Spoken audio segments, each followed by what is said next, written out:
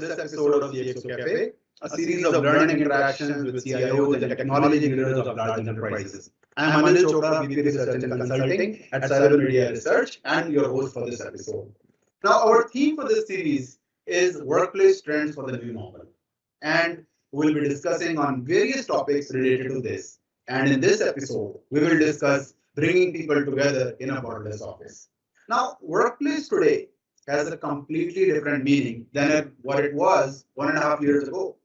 Today, it's no longer the physical office that you would travel to, but every home today has actually become any office or workplace. Moreover, now that things have started opening up, the workplace is any place from where employees can actually work effectively. Now, this, of course, has its own set of challenges. How do you, for instance, have a fruitful meeting where some employees are sitting in the meeting room while others are logged in remotely? How do you gauge customer interest just through a simple voice or video call? How do you really make your meetings more effective in such a hybrid setup? Now, organizations must reimagine their workplace for such a borderless office and prepare a strategy that brings out the best from their workforce in such an environment. How can technology enable this? Now, to discuss this and many other aspects of bringing people together in a borderless office, we have with us Mukesh Jain, Chief Technology and Innovation Officer and VP Insights and Data at Capgemini India. Now, Capgemini needs no introduction. It's a well-known global leader in partnering with companies to transform and manage their business by harnessing the power of technology. The group is guided every day by its purpose of unleashing human energy through technology for an inclusive and sustainable future. The company has a 50-year heritage with a 270,000 strong workforce across 50 countries. Mukesh is a techno business leader with about 25 years of experience with leading multinational organizations in a number of areas, which include digital transformation, product engineering, large-scale development, big data analytics, AI, IoT, blockchain, a number of areas. He has also set up and managed large GICs in India, and he has been leading business globally and delivering innovative results. Mukesh has a unique mix of technology, business, analytics, management, and execution, and a lot of people experience. He frequently talks at international conferences, business schools, and engineering colleges on these topics. He has also authored and published 2 books in the US and is now writing his 3rd book. Welcome to CXO Cafe, Mukesh. It's a real pleasure to have you join us today. Thank you. Thank you for having me on the call. Mukesh, now over the last 1.5 years, organizations shifted to remote working. They initially did that, and now they have all shifted to hybrid work environments. What were your experiences with your team in this sudden shift? So it was, I would say, quite a different experience. I never expected to go fully virtual. While I had my own reservation to have my team with me in Mumbai, only few handful of people I had across India, across the globe. Only senior people, mature people. But then when this happened, I was shocked. I thought we will not be able to deliver as expected. But to my surprise, positive surprise, 7 of the people at the junior level, they stepped up. Yeah, we came up with our own ways of working. But yeah, it's working. Yeah, unexpectedly better. And it's working out well. And I would say now people are more reachable, more approachable, and people know how to be clear and crisp without being physically visible or audible and so on. I think it's working out well. That's great to hear, Mukesh. I think 1.5 years is a very long time, and people have kind of become used to working remotely and all. But as people now have, as you rightly said, they've kind of become so used to this kind of way of working, remote collaboration. Their expectations must have also evolved over this period of time. How do you think these expectations have really evolved? You want to tell us a little about that? Yeah, the expectation, I would say it has gone in both the direction, both in positive and negative direction. So for example, now it is expected that you are always available, which is not good. In long run, it is not good. People will burn out. I already seeing some sign of people getting burnt out. At the same time, the expectation is, because the time you stay on commute and everything, the calendar fills up pretty fast. Earlier, people used to ask Earlier people used to see and be careful about booking and all. Now it's left and right. At the same time, because we are working remotely, the expectations have gone in the area that, hey, you may have your personal element as well. So one of the things which I published in Ways of Working, especially for some people who need to also take care of a household chores and everything. So the guys, it's okay. Just block your time 1 hour, 2 hours in the day, and it's okay. There are a few people in my team, okay, evening 6 p.m. to 8 p.m. they are not available at all, which is perfectly okay. So the expectation in both this direction have improvised. I think I encourage all the leaders to continue to be respectful for all those time, lunch, dinner, and household work people have to do, and then it becomes easier. Yes, while expectations have gone up, that every time, anytime you will be available. At the same time, you need to be respectful for personal time as well. I think those are some changes we are seeing. I think that is settling in now. It's still not there yet, but it's settling in now. That's great to hear. I think things have to gradually settle down eventually. But now, what's happening is that the workplaces, gradually started opening up. And now we are faced with having a hybrid work environment. No, it's no longer just about people working remotely, but now some people coming to office and some people working remotely. What challenges do you really see in enabling the workforce to collaborate in such an environment? See, I would say we are going to start having those challenges when the things open up a lot more than what we thought. In fact, the challenge will be much bigger than working remotely. Why? Because when we were working in office, people who are working remotely, they used to get, I would not say guilt, but some kind of a thing that they will make sure it works. Working from home. That was the term at that time we used it, right? They used to make it work. Now what will happen is that people are coming. Hey, how come this person continue to work from home? I'm coming to office. Why can't they come? All those small things would you. I'm not saying it's happening right now, but it will come. At the same time, right? The collaboration part, if I have 4 people in the room and 6 people online, I think that will be a challenge. The body chemistry, the kind of impact we are having it. So more and more collaboration. I remember when I was working at Microsoft, we used to have this 360-degree camera. I think some of those things will evolve more, the technology. Right now it's one to many camera, but then that many would need to come up to have a little bit more collaboration. At the same time, it has to be understood by people that it's okay to have few people continue to work. And then maybe we come up with a model where in 2 days you're working from office and 3 days you're working from home or working remotely. I think those are things are there. I am expecting a little bit challenge there when we move to that hybrid model. But I think the problem is still to come here.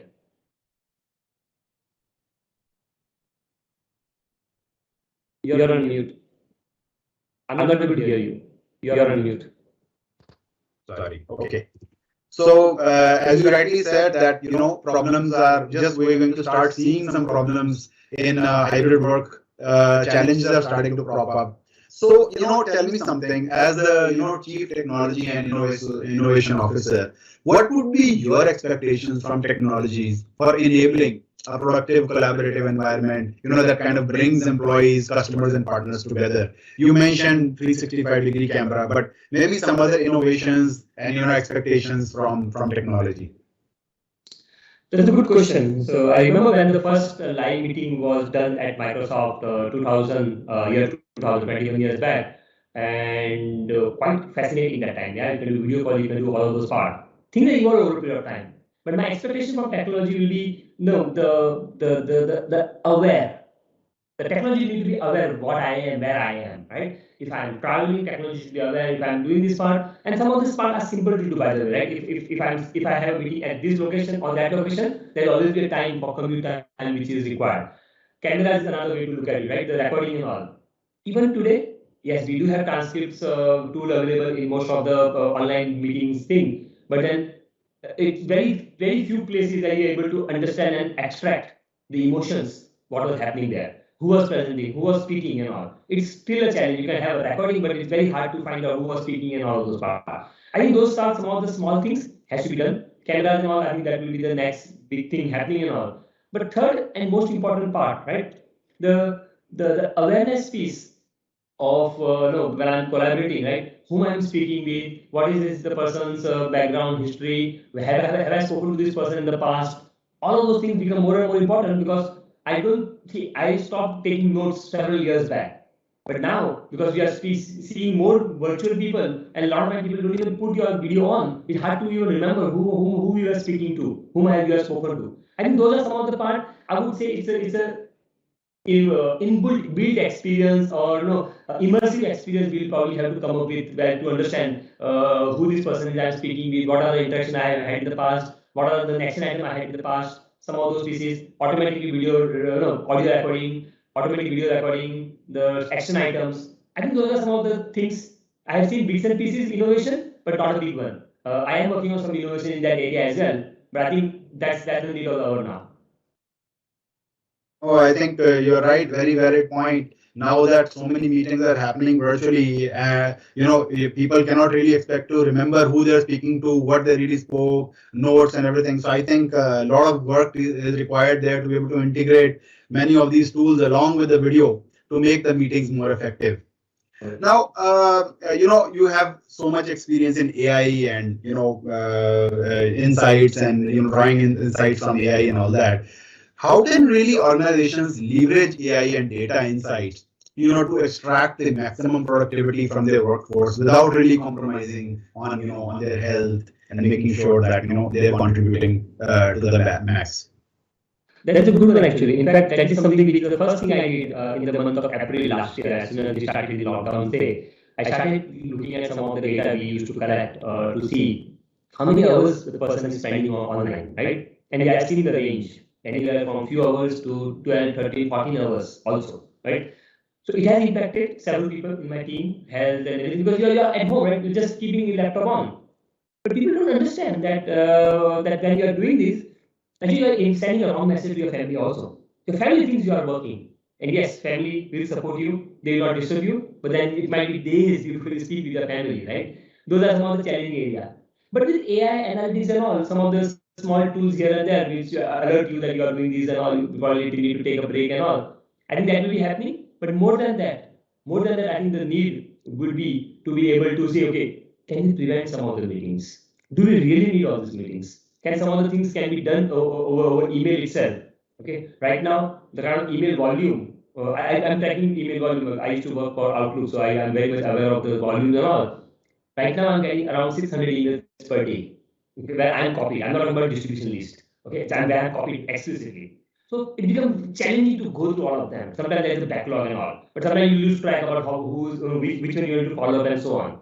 So some of the tools within Outlook which I can configure, it is helping me there. But more about AI. Can some of them can be auto reply, or can I get a list when I'm traveling or when I'm commuting? Boom, boom, boom, boom, boom, and can I clear some of those admin? I think those are some of the AI tools will help improve productivity. Second part, right? All these emails, the subject line, right? That is something which I encourage people to do. If you're changing the topic, change the subject line. Otherwise, all the emails come with the same subject line, including subject line saying hi, including subject line saying hello. So it's hard to know which one you need to really follow or not. I think still long way to go there. But yeah, AI, while respecting the data privacy, confidentiality of the information, all what can be done to be able to extract the key information from the email? Hey, Mukesh, I know you only have 7 minutes now. Okay, these are the 8 emails you can clear, or these are the 2 emails sorted by precedence and you can clear. I think that will come. I've done some experiment in the past when I was working at Microsoft. I've done doing some experiment here at Capgemini. I think those are some of the way people would love to have those solutions solving their problem of email workload. Oh, yeah, that's quite an interesting insight about how do you really make meetings more effective and how do you make a person more productive.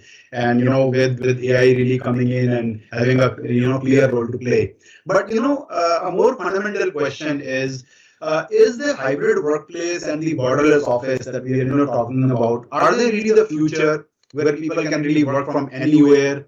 Will technology innovations really be able to truly bring people together in such an environment? Because you mentioned many times, we're still a long way from various things. But, do you think that, innovations will happen that can really truly bring people together in such an environment? Actually, I'm thinking my sense is based on what I've heard and seen in the last 26 years of my experience. I think the concept of team probably will be redefined. We're talking about gig economy kind of thing, right? So I want Mukesh for 2 hours. Okay. And that's it. My association, your association only for 2 hours and you are done with it. Like, Think about some of the countries like Australia and all, they are already doing this part, right? It could be that I'm working for 3 companies. As long as there is no conflict of interest, I should be okay. And I'm spending 3 hours over here, 1 day over here, 4 hours over there, and it's okay. My company is okay, and I'm okay, and there's no concept of team. And people don't even know who I am. And then I interact with your email, and the other thing I come on the video call, and that's it. Maybe that is the thing which will come, may not be now, but maybe 3 years from now. But I think we are getting into that zone because this sudden working from remotely probably will enable that transformation little bit faster. Earlier, frankly speaking, I used to have challenge hiring people. Okay, people, good skill, product mindset in Mumbai, challenge. Now I'm able to hire a lot more people. Bangalore, Hyderabad, Pune. I don't even know and I don't even care the location. But now I'm starting getting required people saying, hey Mukesh, I'm okay to work from 7 a.m. in the morning, but I want my evening to be free. I said, okay, I don't want to ask, what are you doing in the evening? I don't want to ask, it's okay. Have your personal items, bring it. I think that part of like gig economy where you're having engagement for a few hours, I think will start sooner than later. Great. I think that's a lot of interesting insight that you've given, which brings me to actually the last question. Although you mentioned some of the points about flexi hours where a person wants to work at 7 in the morning, keep the evenings free. But similar to that, in your opinion, what are some of the best practices now that organizations should follow for enabling such a hybrid work environment? What can organizations really do? Any tips from you on that? See, I think some of the things we have done at Capgemini is actually helping. A lot of people have came positively about that. So I would say four points. First and foremost, let me take a step back. During my time at Microsoft and when I moved to India 10 years back, we used to have challenge of work-life balance. And I changed the definition of work-life balance. I changed the definition of work-life balance and said work-life balance definition is as defined by you. That's it. Which means let the person decide what the work-life balance definition is for that person, rather than me enforcing it 8 hours, 9 hours, blah blah blah blah blah. So we actually taking some cue from those. So some of the ways of working I have done at Capgemini, we are able to do those, which is you tell me when you are available, make your calendar available at that time. But you also know, in your role, you expect to work with US counterparts.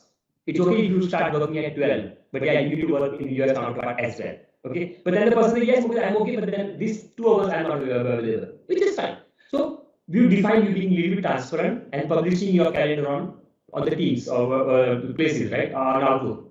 That's one part. Second part, organizations need to have a little bit more flexible options wherein people say, hey, there might be, and it's not starting yet, but I only want to work for 4 days a week. I don't want to work 5 days a week. Okay, it could be part-time or it could be 12 hours per day, 11 hours per day. That could be another option to consider. I don't think people in India have started exploring that, but a lot of places in the world have already started 4 days a week, and it's working out well for them. And third, most important part, the always on is good, but it has a lot of repercussion also.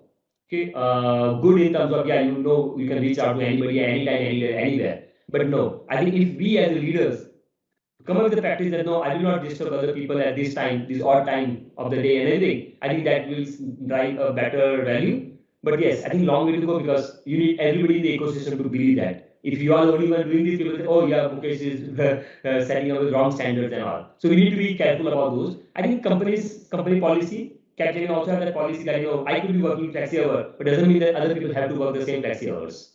So those are some of the practices would help actually long term.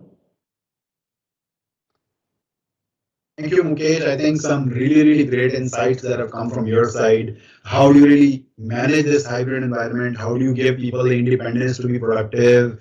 And how do you really make sure that you can give them the flexibility that they want? I think some really great tips and advices come from your side. So thank you so much for joining us today and sharing all those insights. I think it has been a real pleasure to do this interaction with you. Thank you. Well, that's all we have for you today, and we hope you enjoyed watching this episode of CXO Cafe and found it interesting and useful. I mean, I think quite a few really interesting insights were shared by Mukesh with us today.